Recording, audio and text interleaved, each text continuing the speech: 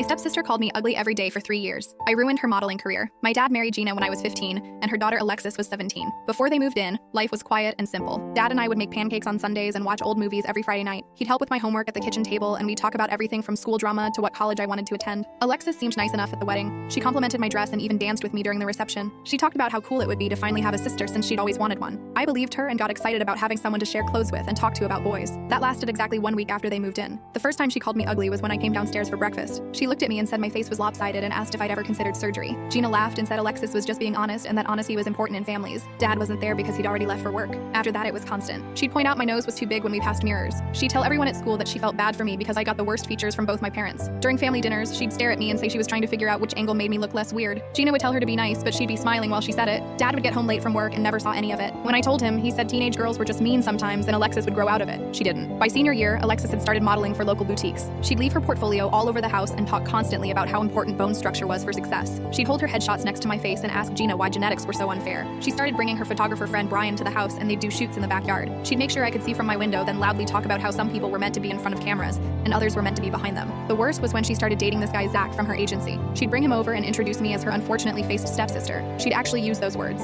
Zach would laugh uncomfortably and I'd just go to my room. One day she told him I was proof that personality doesn't make up for looks. That was it for me. See, what Alexis didn't know was that I'd gotten really good at photography from watching her shoots. I knew about lighting and angles and how to edit photos. I also knew she'd been lying to her agency about her age. She told them she was 18 when she'd actually been 20 when she started. She was now 23, but they thought she was 21. Age matters a lot in modeling, and her contract specifically said she couldn't misrepresent herself. I also knew she'd been editing her portfolio photos way beyond what was allowed. Her real skin had acne scars she'd completely removed. She'd made her eyes bigger and her nose smaller. Her agency required all photos to be unedited to avoid false advertising to clients. But the best part was that Brian, her photographer friend, had been shooting content for adult sites and using the same camera for Alexis's portfolio shots. I found this out when I borrowed the family computer and saw the browser history. Brian's website had very different content than his Instagram, so I created an anonymous email and sent Alexis's agency 3 things. First, her real birth certificate that I'd photographed from Gina's filing cabinet. Second, her original unedited photos that Brian had left on a USB drive in our living room. Third, screenshots of Brian's other website with timestamps showing he was shooting both types of content on the same days. The agency dropped her within 48 hours. They said she'd violated multiple terms of her contract, and they couldn't trust someone who'd lied about something as basic as her age. Word spread fast in our small city's modeling world. Other agencies wouldn't touch her because she was now known as the girl who lied about everything. Brian got in trouble too and stopped shooting fashion completely. Alexis came crying to Daddy about how someone had sabotaged her career. She said it had to be jealous girls from the agency. She never once suspected me because, in her mind,